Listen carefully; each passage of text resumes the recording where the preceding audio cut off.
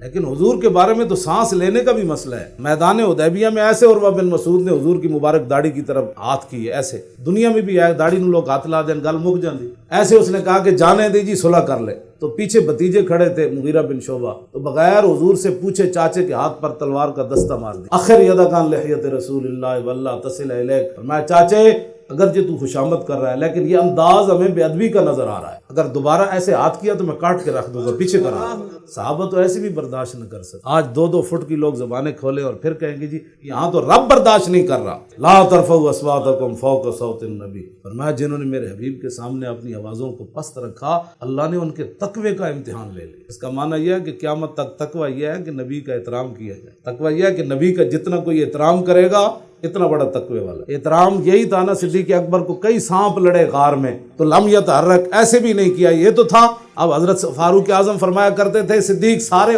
نیکیاں لے لے، وہ غار والی نیکی دے دیتے۔ بلکہ آپ حضرت عمر کے دور خلافت میں کسی نے کہا کہ عمر صدیق سے بہتر ہے، فرمایا عمر تو درکنار، عمر کا سارا خاندان بھی ایک طرف کھڑا ہو جائے نا تو صدیق کی غار والی نیکی پھر بھی افضل اور اعلیٰ ہے۔